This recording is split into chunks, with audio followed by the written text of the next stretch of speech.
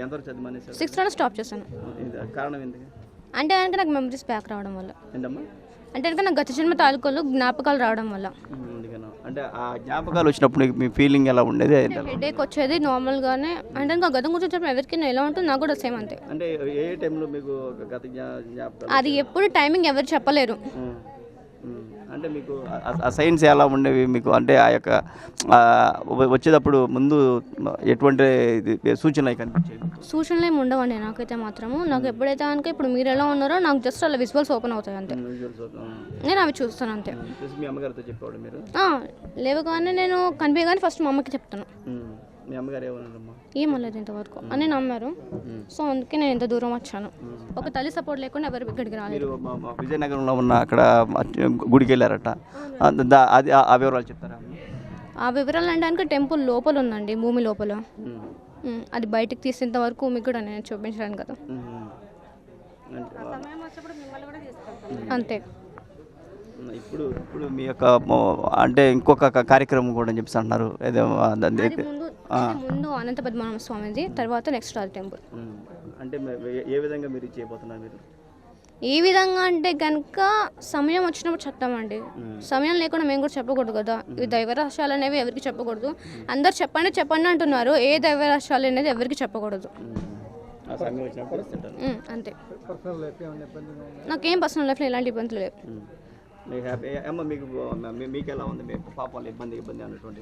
పాపది ఇబ్బంది అంటే ఇంకా దేవకారానికి పుట్టినప్పుడు కొన్ని సమస్యలు వస్తాయి, అన్నీ ఉంటాయి. దానికి ఎదుర్కోవడానికి తల్లిదండ్రులుగా మనం ముందుకు ఉండాలి.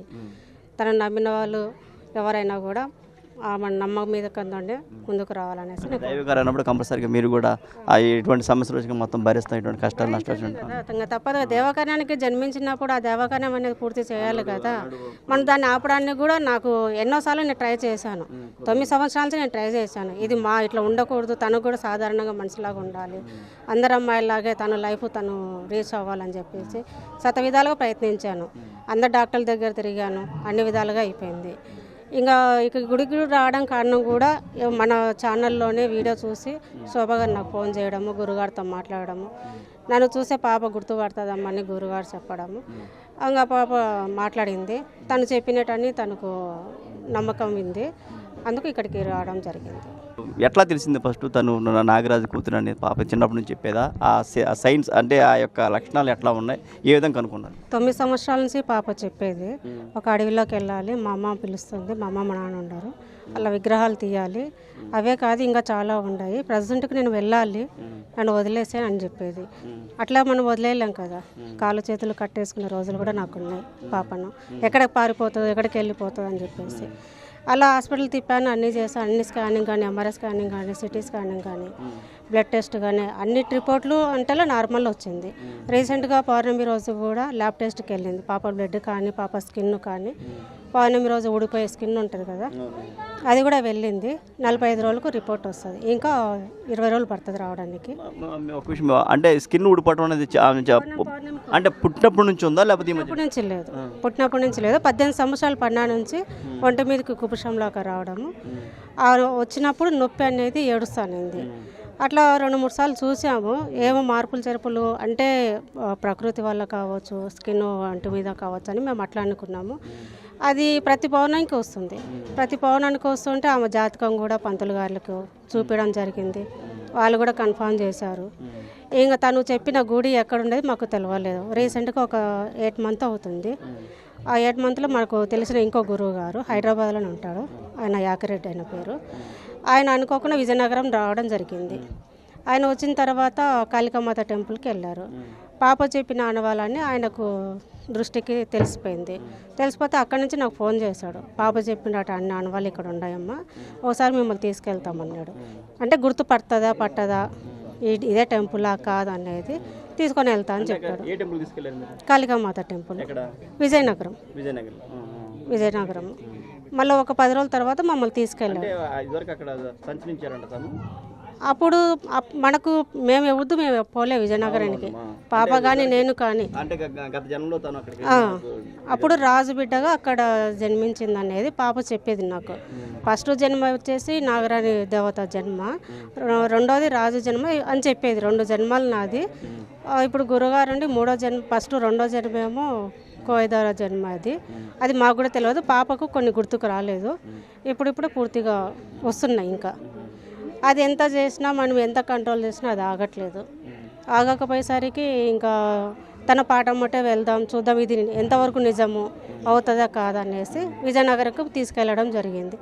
అక్కడ పోయిన తర్వాత గుర్తుపట్టింది ఆ ప్లేస్ కానీ, తను తిరిగిన ప్లేస్ కావచ్చు, తను ఇది రూట్ కరెక్టా కాదా అని కరెక్ట్గానే చెప్పింది. కరెక్ట్గా చెప్పిన తర్వాత ఇంకా మనం కూడా ఏం చేసేదానికి లేదు.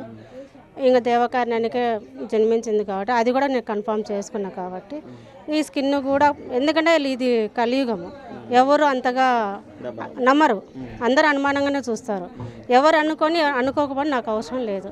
నా బిడ్డ ఏంటో నాకు తెలుసు, ఎందుకంటే 10 సంవత్సరాల నుంచి కూడా నేను పడే బాధ ఏంటో నాకు తెలుసు. పుట్టిన 3 రోజులకే మా నాన్నకు అమ్మవారిలాగా కనపడింది పాప. 3 రోజులకి అట్లా కనపడము. చిన్నప్పటి నుంచి తను చేష్టలు కూడా కొంచెం అలాగే ఉన్నాయి. ఇంకా 9 సంవత్సరాల నుంచి బయటపడ్డాడు. తన కోపం కానీ, తను కోపడినప్పుడు ఒక ఫేస్ మారిపోవడం కానీ, అంటే కనిపిస్తుంది అప్పుడే తన కోపం ఎట్లా వస్తుంది అనేది. అట్లా జరుగుతూ వస్తుంది. ఎట్లా ఇంకా చిన్న పాప కాదా, కొన్ని ఉంటాయి మామూలుగా మాట్లాడుతుంటారు అనుకుంటాము. 9 ఏళ్ళు పడినాంచి జరిగింది. అండ్ ఇప్పుడు పాప ఇప్పుడు అని చెప్పిందా, దేనికని వచ్చిందో ఏంటో చెప్పింది, ఇప్పుడు అని చెప్పిందా మీకు? అంటే నాకు ఫస్ట్ చెప్పడం కూడా విజయనగరం టెంపుల్ అమ్మవారి విగ్రహాలు బయటకు తీయాలి, శివుడి విగ్రహం బయటకు తీయాలన్నారు. ఇంకొకటి కూడా అనంత పద్మనాభ స్వామి టెంపుల్ది కూడా మాకు చెప్పేది, కానీ అది మేము ఎక్కడ రివీల్ చేయలేదు. ఎందుకంటే తెలవంది తెలుసు మనకు, కానీ మనం పూర్తిగా అక్కడి వరకు మనం చెప్పకూడదు కాబట్టి ఆ విషయం మటుకు మేము చెప్పలేదు. రామ మందిరము నిలబెట్టేటప్పుడు కూడా అయోధ్యలో అప్పుడు కూడా కొన్ని వికృతులు జరుగుతాయి అని ముందే చెప్పింది. అంటే పక్షులు కానీ, ఒక జంతువులు కానీ వెళ్ళడం కానీ వెళ్తాయి అని చెప్పింది. సర్పాలు అన్నీ వెళ్తాయని తను చెప్పినాక 1 వారానికి జరిగింది. అంటే ఆ వారానికి ఏం జరిగింది? అంటే పక్షులు వెళ్ళడం కానీ, గ్రద్దలు వెళ్ళడం కానీ, నెమ్మళ్ళు కానీ, ఒక వేణువులు కానీ అన్నీ వెళ్ళినాయి కదా సర్పాలు, అందుకు అట్లా వెళ్ళడం జరిగింది. ముందే చెప్పింది పాప ఆ విషయం. నాకే చెప్పింది, ఆ ఇంట్లో వాళ్ళకి అందరికీ చెప్పింది. అంటే ఈ విషయం కూడా నేను మీడియాలో చెప్పాను. ఈ విషయంలో కూడా నేను మీడియాలో చెప్పాను. ఇంకా అనంత పద్మనాభ స్వామి టెంపుల్ది మాత్రం నేను బయటకు తీయలేదండి ఇంతవరకు. ఎందుకంటే నేను పూర్తిగా పాప అది బయట పడిన తర్వాత చెప్పింది, ముందే చెప్పింది. అది ఇప్పుడే కాదు, 9 సంవత్సరాలు అప్పుడే చెప్పింది. సమయం రాలే కాబట్టి మేము అది ఆలకించలేదు. ఎక్కువ దీని మీదనే దృష్టి పెట్టింది కాబట్టి మేము చెప్పలేదు కూడా. చూశారు కదా మీరు. ఇప్పుడు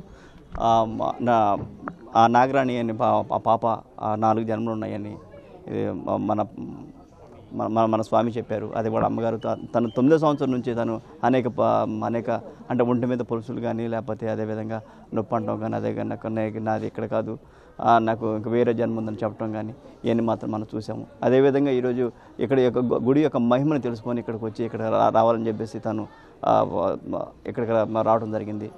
ఇక్కడ చూశారు, ఇప్పటి నుంచి చూశారు మొత్తం. ఇంకా మరింకోసారి కలుసుకుందాం.